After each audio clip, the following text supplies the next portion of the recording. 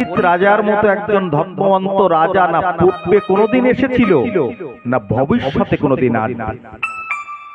তাহলে সেই রাজাও, সেই পরীক্ষিত মহারাজও মতিভ্রষ্ট হয়ে গেলেন। কখন মতিভ্রষ্ট হলেন? কখন মতিভ্রষ্ট হলো মা জানেন কি? যখন ওই রাজকোষের ভিতরে দেখতে দেখতে দেখতে দেখতে একটা সুন্দর পোশাক দেখলেন। শুনে যান, ঘটনাটা খুব মর্মস্পর্শী ঘটনা। পোশাকের কথা কেন বললাম এই জন্য এই দৃষ্টান্তটা নিয়ে এসেছি। তা যখন একটা সুন্দর পোশাক দেখলেন, ওই পোশাকটা পরিধান করলেন আর সঙ্গে সঙ্গে মির্গয়া যাওয়ার ইচ্ছা প্রকাশ পেল। বোঝা গেল মা পোশাকে কি হয় দেখুন। তাহলে আমরা যদি সাত্ত্বিক বস্ত্র পরিধান করি, আমাদের মনটাও সাত্ত্বিক জগতে যেতে পারে, এটাই মহাজনেরা বোঝাতে চাইছে এই জগৎ। যখন সে পোশাক পরলেন, তার হৃদয়ে মন্দিরে মির্গয়া যাওয়ার ইচ্ছা হলো। জল পিপাসায় কাতরার্ত শ্রমিক ঋষির আশ্রমে যখন গেলেন, কলি মাথায় চেপে বসেছিল। তাকে কি করলেন? একটা সর্প গলায় জড়িয়ে দিলেন। সপ্তম দিবসের অভিশাপে সম্পিত হয়ে গঙ্গার তীরে মুক্তির পথে প্রশস্ত করবার জন্য তিনি ভাগবতের আশ্রয় আসলেন। তাই তো মা? কি পাওয়ার জন্য আসলেন? মুক্তি পাওয়ার জন্য। তো যখন পরীক্ষিত মহারাজ গিয়েছিলেন ওখানে, তো ৮৮,০০০ ঋষি মুনির কাছে গিয়ে যখন উপস্থিত হলেন, প্রত্যেক ঋষির কাছে সিদ্ধান্ত চাইলেন যে আমি সপ্তম দিন মাত্র এই জগতে বেঁচে থাকবো, তা আমার জন্য একটা মুক্তির পথ দেখিয়ে দিন। তা কেউ বলছে তুমি নাম করো, কেউ বলছে তুমি যজ্ঞ করো, কেউ বলছে তুমি ধ্যান করো, কেউ বলছে তপস্যা করো, কেউ বলছে অর্থদান করো, যজ্ঞ করো, বিভিন্ন ভাবে পন্থা দিবে। কিন্তু চূড়ান্ত সিদ্ধান্ত কেউ দিতে পারলেন না। একজন মাত্র চূড়ান্ত সিদ্ধান্ত দিলেন, তিনি হচ্ছেন পরমহংস কুলতিলক সুখদেব মহামুনি। তিনি এসে এক বাক্যে বললেন, সপ্তম দিবসের হরিকথা, সপ্তম দিবসের ভাগবত কথা যদি শুনতে পারো তাহলে জীবনে মুক্তি পাবে। আচ্ছা, আমরা মুক্তি শব্দ বুঝি তো? চৈতন্য চরিতামৃতে ৫ প্রকারের মুক্তির কথা বলেছে। শালক্য, সাযুজ্য, স্বরূপ, শাস্তি, এমনি করে ৫ প্রকারের মুক্তির কথা চৈতন্য চরিতামৃতে বর্ণনা করেছে। ভগবানের সঙ্গে লীন হওয়া, ভগবানের রূপ পাওয়া, ভগবানের মতো ঐশ্বর্য পাওয়া। কিন্তু আমরা কি করি জানেন? যে কথাটা আমি গল্পকাল বলেছিলাম, আদি শঙ্করাচার্যের একটা ভাষ্যের কথা, পুনরপি জননম পুনরপি মরণম পুনরপি জননী জঠরে শয়নম। বারবার জন্ম মৃত্যুর কালচক্রে আবর্তিত হয়ে আমরা এই জগতে ভ্রমণ করছি। আমাদের শেষ বিশ্রাম কবে হবে? এই যে যাওয়াটা আশাটা নিয়ে আমি আপনাদের সামনে উদাহরণ প্রকাশ করেছিলাম। দোল যাত্রা, রথযাত্রা, দুটো শব্দের পিছনে, উৎসবের পিছনে তো যাত্রা শব্দ কেন? অনন্তকালের যাত্রায় চলছে। তাহলে আমি অনুরোধ করবো আপনাদের জন্য যে ৫ প্রকারের মুক্তি আছে, যারা নিষ্কাম জগতে, আমি চৈতন্য চরিত থেকে বলেছিলাম যে যোগী, রোগী, ভোগী সবাই অশান্ত, কৃষ্ণ ভক্ত নিষ্কাম, অতএব শান্ত।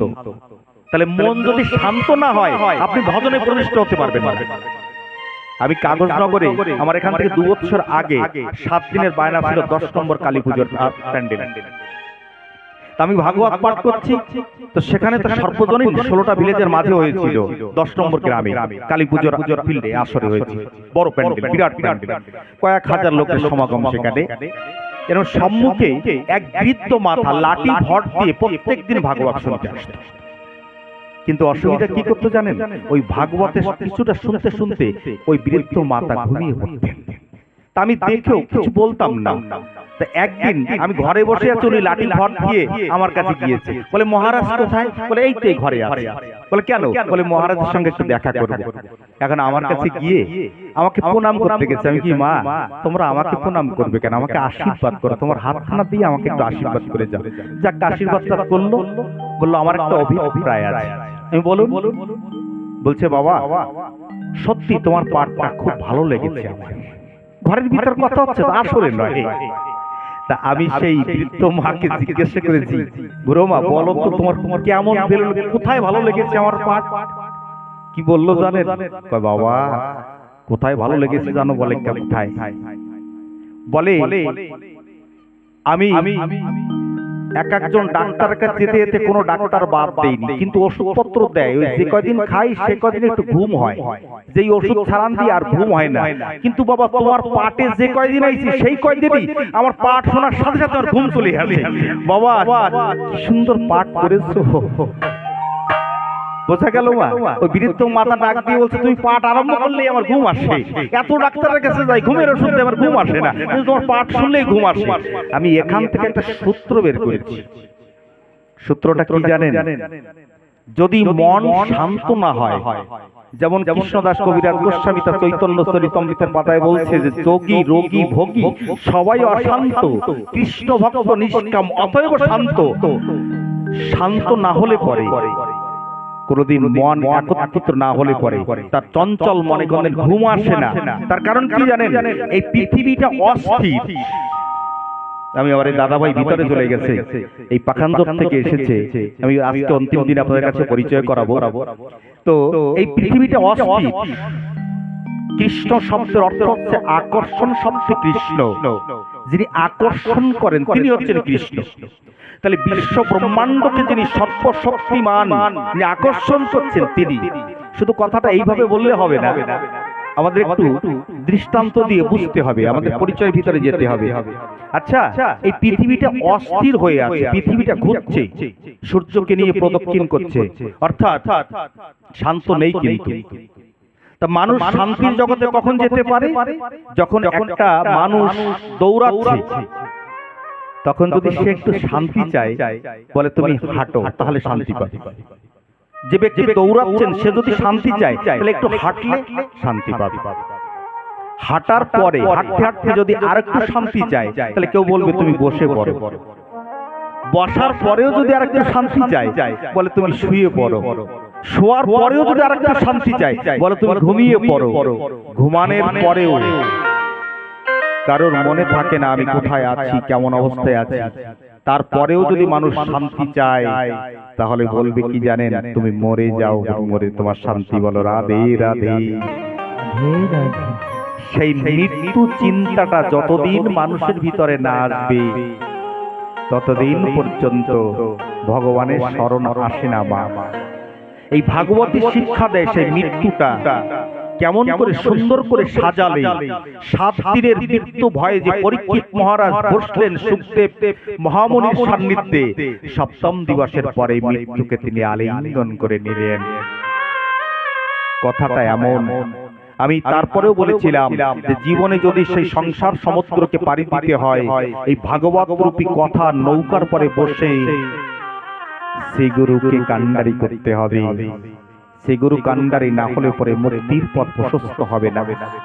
তাহলে মুক্তি 5 প্রকারের মুক্তি, তাও তুচ্ছ করে দেয় ভক্ত যারা, কৃষ্ণ ভক্ত হরিভক্ত যারা 5 প্রকারের মুক্তি, ওই যে শালক্য সাধুত্ব স্বরূপ শাস্তি, এই 5 প্রকারের মুক্তি তারাও তুচ্ছ করে দেয়। তারা চায় কি জানেন? যে আমি যেন যেখান থেকে এসেছিলাম, কোথায় ছিলাম না, গোবিন্দের রাতুল চরণে, সেখান থেকে বিচ্যুত হয়ে জগতে এসেছি, আবার সেখানে যেতে চাই।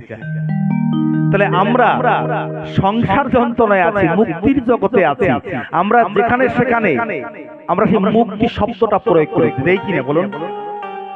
কোথাও গেলাম, 4-5 জনের পাল্লায় পড়ে গেলাম, ওখান থেকে যখন ঘরে চলে এলাম, বাবা কি অসহ্য যন্ত্রণায় পেলাম, যেই ছেড়ে দিয়েছে আমি একদম মুক্তি পেয়ে গেলাম।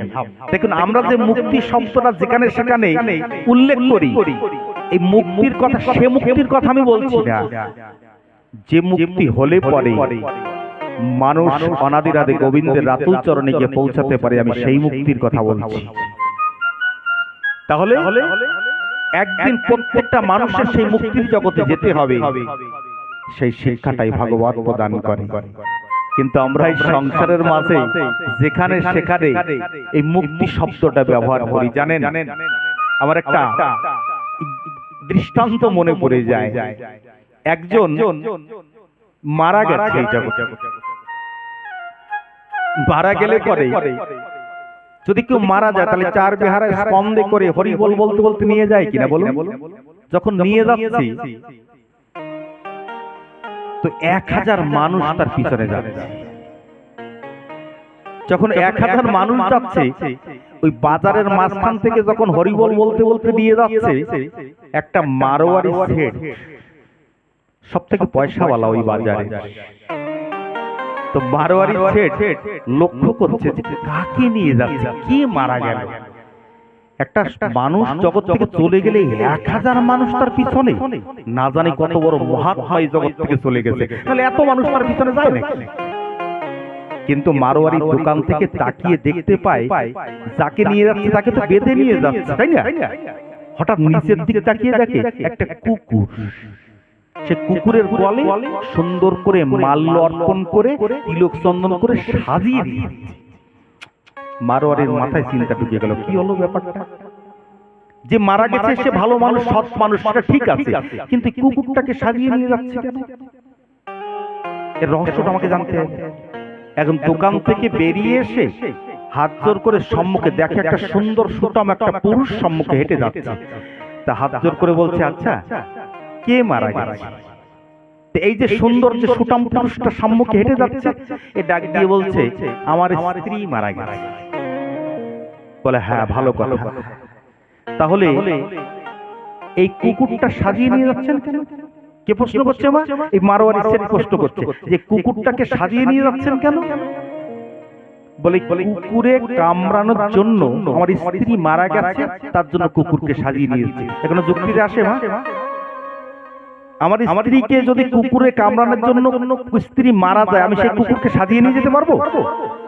মারোয়ারির মাথা ঘুরে গেল। বলে, বলে কৃপা করে একটু খুলে বলুন। বলছে, দেখুন আমি এমএ পাস করেছি, তো এমএ পাস করবার পরে আমার কোনো চাকরি নেই এই জগতে। তো সকালে যখন চাকরির খোঁজে আমি বেরোতাম, তা আমার স্ত্রী একটা লম্বা লিস্ট লিখে দিত আমাকে, আলতা, পাউডার, সোনো, চাউল, ডাউল ইত্যাদি ইত্যাদি ইত্যাদি যখন লিখে দিত, আমি তো রোজগার করতে পারতাম না। সন্ধ্যার সময় এগুলো নিয়ে যখন ফিরতে পারতাম না, তখন এমন ঝগড়া করতো আমার সঙ্গে, আমি প্রভু সুন্দরকে ডেকে বলতাম, প্রভু তুমি এই যন্ত্রণা থেকে আমাকে মুক্তি করো। তো প্রভু সুন্দর আমার এই কথা শুনতে পারেনি, সেই শুভ কামটা আমার এই কুত্তই করে দিয়েছে, এই জন্যই কুত্তটাকে সাজিয়ে আমি নিয়ে যাচ্ছি। মারোয়ারি শেঠ হাত জোর করে বলছে, তা তোমার এই কুত্তটা একদিনের জন্য হাওলাত পাওয়া যাবে? বলে, এই 1000 মানুষ এই জন্য আসছে, এদের দেওয়া এগুলো তোমার দিয়ে দেবো। বলো, রাধে রাধে। কথাটা কেন বললাম মা, যদিও হাস্য কথা হয়, তবে এই চিন্তাটা যদি আমাদের থাকে, একেই সংসারের থেকে মুক্তি না, মুক্তিটা হচ্ছে সেই জায়গায় আমাদের কার্যক্রম হবে যখন এই আত্মা গিয়ে পরমাত্মার সঙ্গে বিলীন হয়ে যাবে। কথাটা বোঝা গেল? ভাগবতের মূল মাহাত্ম্য আমাদেরকে অনেকে বলে যে আপনি বক্তা মানুষ, শাস্ত্র সিদ্ধান্ত ভালোই দিচ্ছেন, বোঝেন, তো আমরা অনেক সময় দৃষ্টান্ত রাখেন, অনেক সময় অনেক নাচের গান রাখেন, অনেক সময় বাজনা রাখেন। দেখেন, মূল উদ্দেশ্য, আমি আজ সকালে আমাদের ছেলেপেলেদের বসে আমি কথা বলছিলাম যে মূল উদ্দেশ্য থাকে বক্তার যে ভাগবত তত্ত্ব তাদের হৃদয়ে প্রবেশ করুক, উদ্দেশ্য তাই। বাজারে যদি কেউ সালসা বিক্রি করতে আসে, মা দেখবেন প্রথম এত সুন্দর বাজনা বাজি নিয়ে আসে, ওই বাজনা শুনে আবাল বৃদ্ধ বনিতা সেখানে গিয়ে উপস্থিত হয়ে যায়। যেই যে সালসা বিক্রয়তা তিনি যেই বোঝে যে এইবার সবাই এসে গেছে, আস্তে বাজনা বন্ধ করে দিয়ে সঙ্গে সঙ্গে বলে, আমার এই সালসায় এই কাজ বলে কি, আমি ভুল বলছি কি? ঠিক ঠিক উদ্দেশ্য তাই। যেখানে প্রকৃত ভাগবত কথা হবে সেখানে বাহ্যিক জগতে, এমনকি আপনাদের কাছে একটা অনুরোধ করে যাব, এই যে আমরা অনেক সময় লীলা দেখাই, লীলা দেখে ভগবান শ্রীকৃষ্ণ অখিল বিশ্ব ব্রহ্মাণ্ড নায়ক শ্রীকৃষ্ণ এবং রাধারানীকে দর্শন করে যদি কেউ কামনার জগতে প্রবেশ করেন, তার ভজন চিতার অগ্নির মতো ওই দিনই ভস্মীভূত হয়ে যাবে। যদি ভাবনাটা নিম্নকুলে চলে যায়, তাহলে মনে করবেন সাধন ভজন অগ্নি চিতার অগ্নির মতো পুরে ছাপ হয়ে যাবে।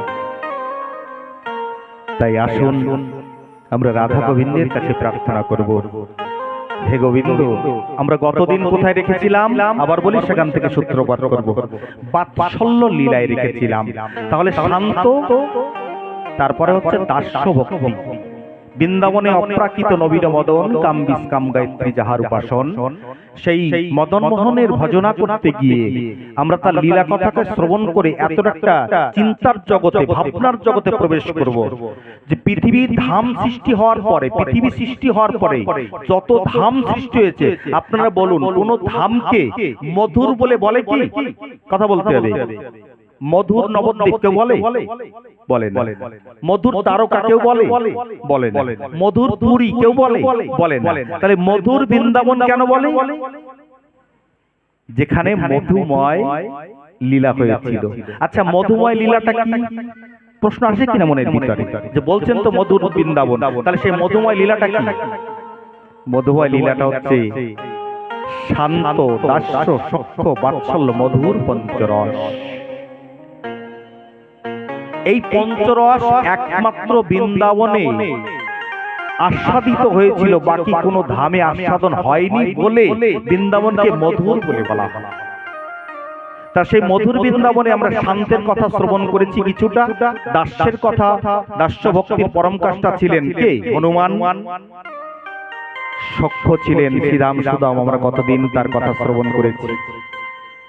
সখ্যা ভাবের কথা যদি আমি আপনাদের কাছে একটু বলতে যাই, কাল আপনারা শ্রবণ করেছেন মাখনচুর লীলায় সখা ভাব, সখাদেরকে সঙ্গে করে নিয়ে ভগবান কেমন সখ্য লীলা করেছিলেন।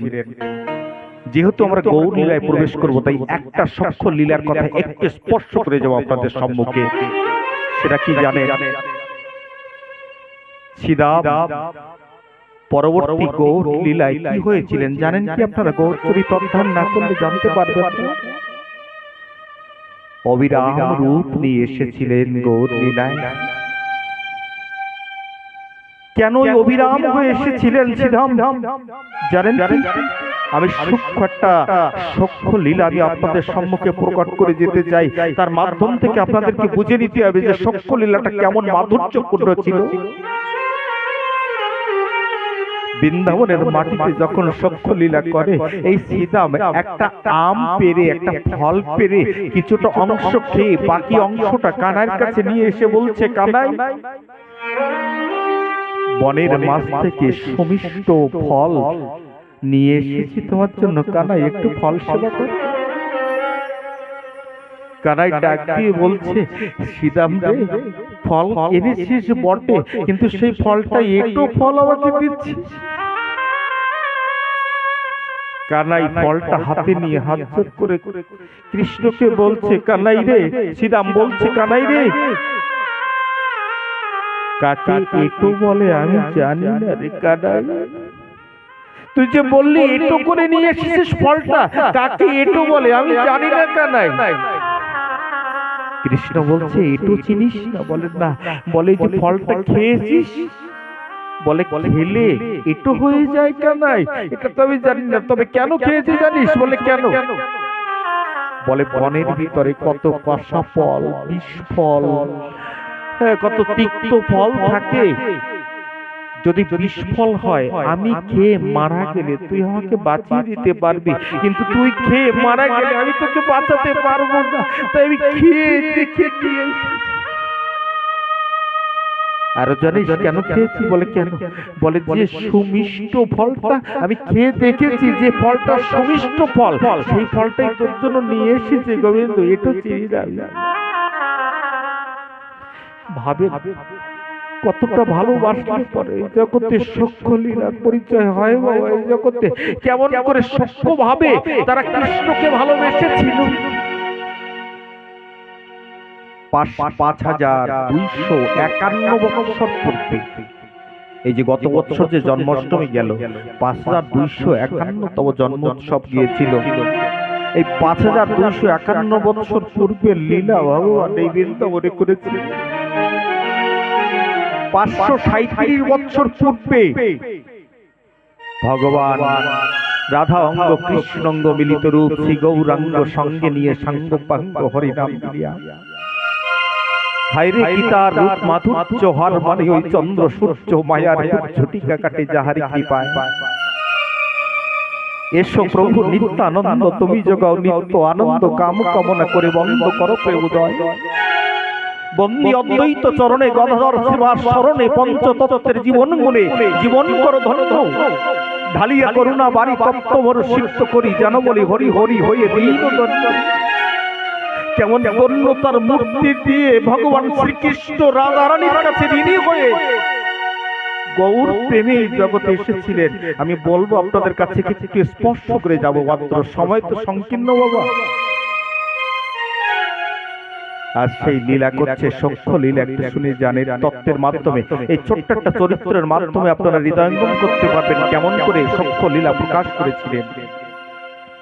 যখন গৌর লীলায় আসলেন আমার চৈতন্য মহাপ্রভু, যখন নিমাই হয়ে চৈতন্য মহাপ্রভু হয়ে বৃন্দাবনের মাটিতে গেলেন, এই সীতাম প্রত্যেক ভক্ত তারা কলেবর চেঞ্জ করে পরিবর্তন করে পরবর্তী লীলায় গৌর লীলায় এসে যুক্ত হয়েছিলেন, কিন্তু সীতাম তৎকালীন সময় আসেনি। এই সীতাম কোথায় ছিল? 5251 বছর পূর্বে যে ভগবান কৃষ্ণ লীলা করতে মথুরা বৃন্দাবনে এসেছিলেন, সেই যে পর্বতের গুহার ভিতরে সীতাম প্রবেশ করে একটাই শব্দ নিয়ে শুধু বেঁচেছিলেন, কানাই কোথায় আমার কানাই। এই কানাই কানাই রব করে সে গুহার ভিতরে সারা জীবন জন্ম জন্মান্তর কত বৎসর কাল পর্যন্ত কাটিয়ে দিলেন। 537 বছর পূর্বে যখন আমার চৈতন্য মহাপ্রভু বৃন্দাবনে গেলেন, বৃন্দাবনের মাটিতে যাওয়ার সঙ্গে সঙ্গে সেই পর্বতের কাছে গিয়ে যখন উপস্থিত হলেন, সেই কৃষ্ণ গৌর হয়ে এসেছেন। তিনি শুনতে পেলেন যে যেন গুহার ভিতর থেকে কানাই কানাই রব করে আমাকে ডাকছে। সেই গুহার সম্মুখে দাঁড়িয়ে ডাক দিয়ে বলছে, ছিদাম ও ছিদাম, আমি এসেছি, দেখো তোমার কানাই এসেছে। যখন পাথরটা গুহার সম্মুখ থেকে সরিয়ে দিয়েছে, গুহার ভিতর থেকে ছুটতে ছুটতে ছুটতে ছুটতে আমার চৈতন্য মহাপ্রভুর সান্নিধ্যে এসে থমকে দাঁড়িয়ে গেলেন। দাঁড়িয়ে গেলেন কেন? বলছে কি, কানার কণ্ঠস্বরে আমাকে আহ্বান করেছে, সে আমার কানাই কিন্তু দেখতে পেলাম না, কে তুমি? বলছে তোমার কানাই এখন নিমাই হয়ে এসেছে।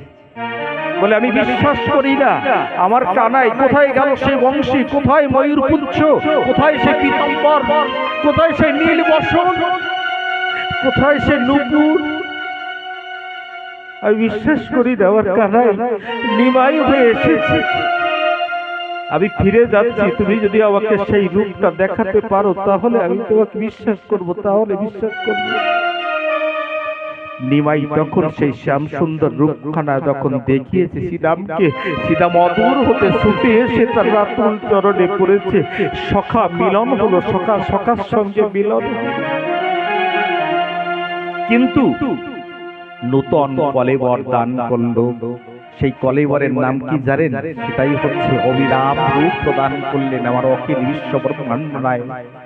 এই অবিরাম রূপ শ্রীরাম প্রশ্ন করেছিল, আপনারা গৌর চরিত্র দেখে নেবেন একটু, কোন দুঃখে গৌর হলি কলকাতায়। কি অব্যক্ত প্রার্থনা করেছিলেন তিনি, শাস্ত্রে লিপিবদ্ধ করে গেছেন। চৈতন্য মঙ্গল লোচন দাস মহাশয়ের লেখা, অবিয়নিমাই চরিত শিশির কুমার ঘোষের লেখা, চৈতন্য চরিত জীব গোস্বামীর লেখা, কৃষ্ণদাস কবিরাজ গোস্বামীর চৈতন্য চরিতামৃত, বৃন্দাবন দাস গোস্বামীর চৈতন্য ভাগবত, কি অপূর্ণ মাধুর্যপূর্ণ লীলা বর্ণনা করে গেছে। এই অবিরামকে নিয়ে কত মহাজন কলম ধরেছেন, তাকে উদ্দেশ্য করে ডাক দিয়ে বললেন, কোন দুঃখে গৌর হলি বল কানাই। এমন কিসের অভাব বৃন্দাবনে? আমরা বসে ভাবি তাই।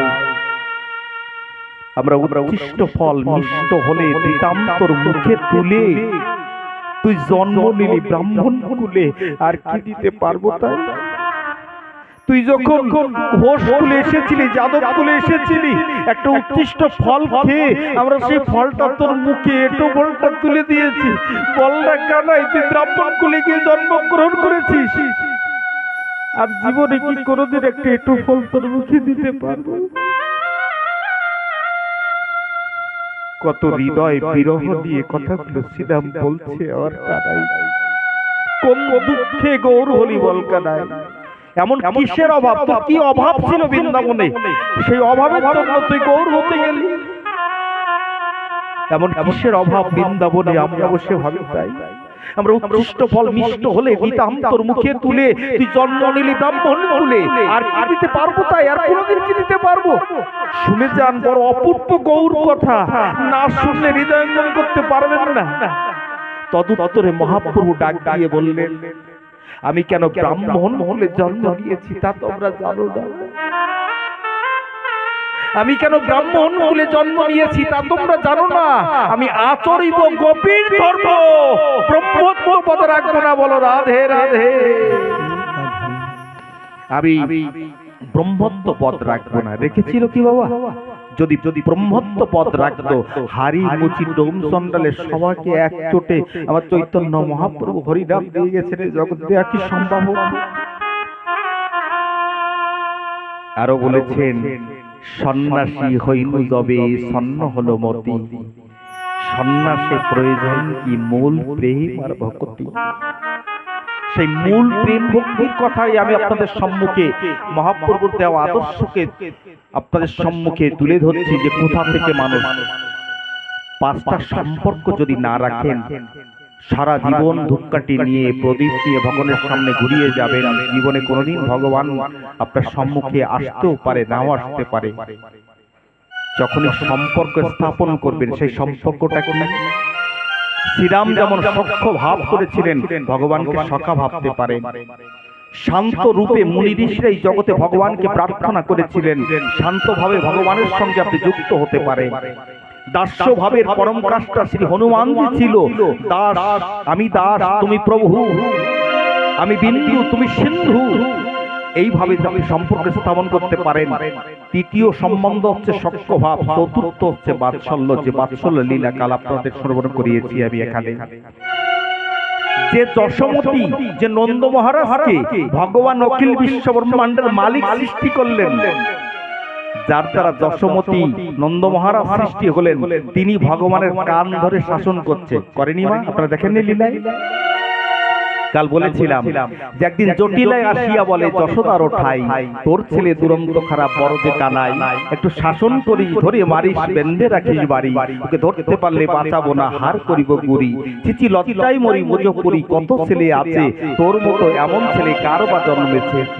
চালাকের গুরু গোসাই তোর কানাই কোন বাদেশে ছিল, ওই ছেলেকে ধরতে বলে কত রসিক হয়েছিল, পারল না কর্পদ সে সভা পাশে আমি যে জানাই, মা যশোদা কান ধরিল চুপ করে কানাই, কান ধরে বলে তুই আমার ছেলে আমার কথা নিবি, পরের বাড়ি গিয়ে কেন নড়ি চুরি করে খাবি। বলো রাধে রাধে।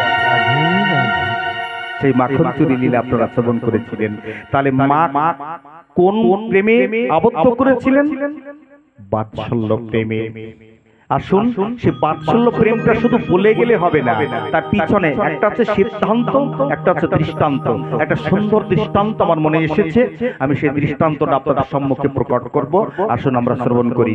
বলিয়ে বৃন্দাবন বিহারী লাল কি জয়, বলিয়ে শ্যাম সুন্দর ভগবান কি জয়, বলিয়ে যুগল কিশোর সরকার কি।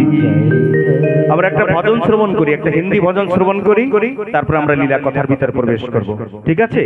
কেননা সেই যে বাৎসল্য প্রেম, সেই প্রেমকে একটু হৃদয়ঙ্গম করেই তৎপশ্চাৎ আমরা সেই বাৎসল্য প্রেম আপনাদেরকে অনুরোধ করে যাব, অন্তত কোন একটা সম্পর্ক স্থাপন করে ভগবানকে ভালোবাসা অর্পণ করবেন, তাহলে পরে তার সঙ্গে সম্পর্ক যুক্ত রাখতে হয়। राधे तेरी चरणों की गर धूल जो मिल जाए,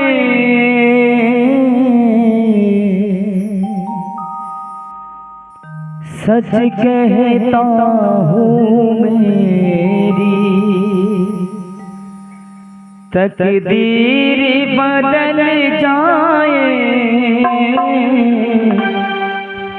मोहन तेरी चरणों में कर धूल जो मिल जाए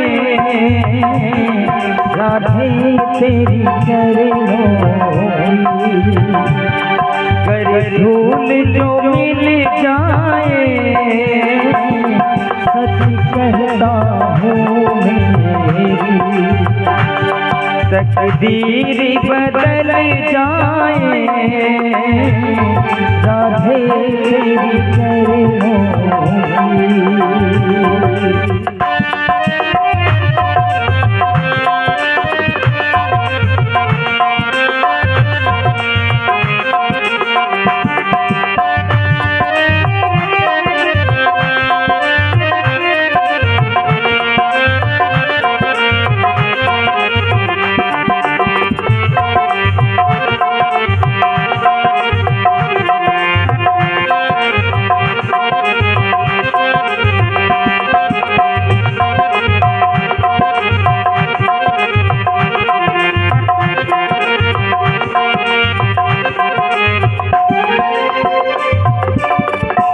सुनता हूँ तेरी रहमत दिन रात बरसती है, सुनता हूँ तेरी रहमत दिन रात बरसता है, एक बूंद जो मिल जाए, एक बूंद जो मिल जाए तकदीर बदल जाए मोहन तेरी चरणों की, कर धूल जो मिल जाए राधे तेरी चरणों की।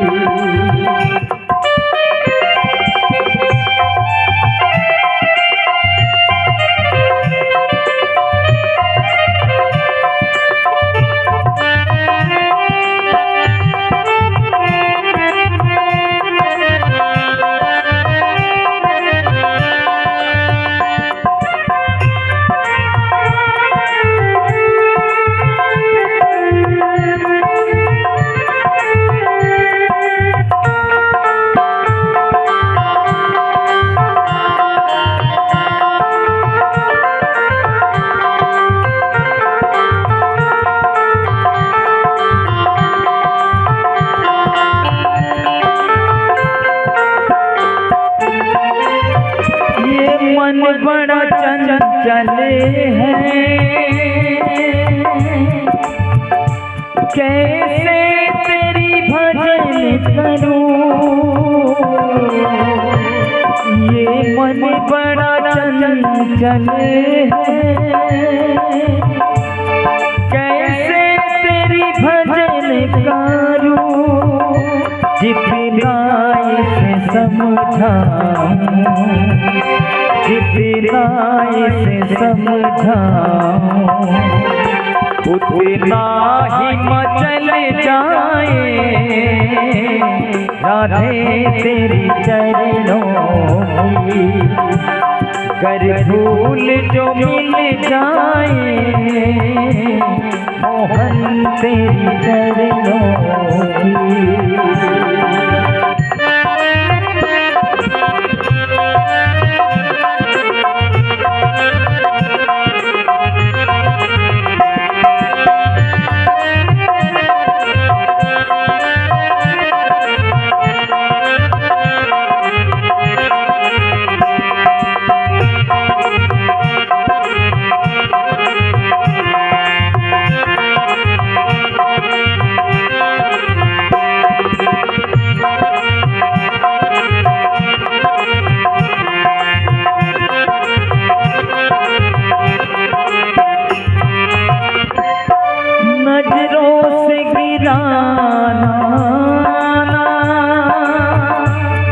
चाहे जितना सजा देना नजरों से गिराना, चाहे जितना सजा देना नजरों से जो गिर जाए, नजरों से जो गिर जाए, मुश्किल ही संभल पाना राधे तेरी चरणों की। गर धूल जो मिल जाए मोहन तेरी चरणों की।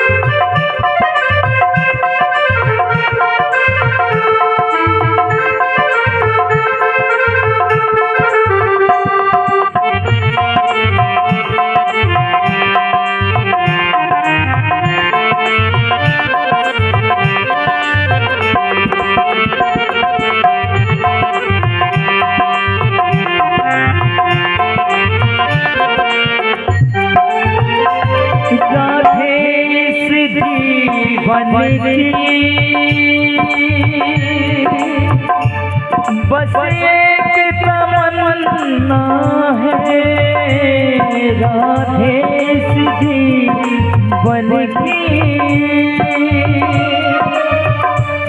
बस एक तमन्ना है तुम सामने हो मेरे, तुम सामने हो मेरे दम ही निकल जाए राधे तेरी चरणों की। कर धूल जो मिल जाए सच कहता हूँ मेरी, तकदीर बदल जाए मोहन तेरी चरणों की। कर धूल जो मिल जाए सच कहता हूँ मेरी, तकदीर बदल जाए सच कहता हूँ मेरी, तकदीर बदल जाए सच कहता हूँ मेरी, तकदीर बदल जाए। बोलिए वृंदावन बिहारी लाल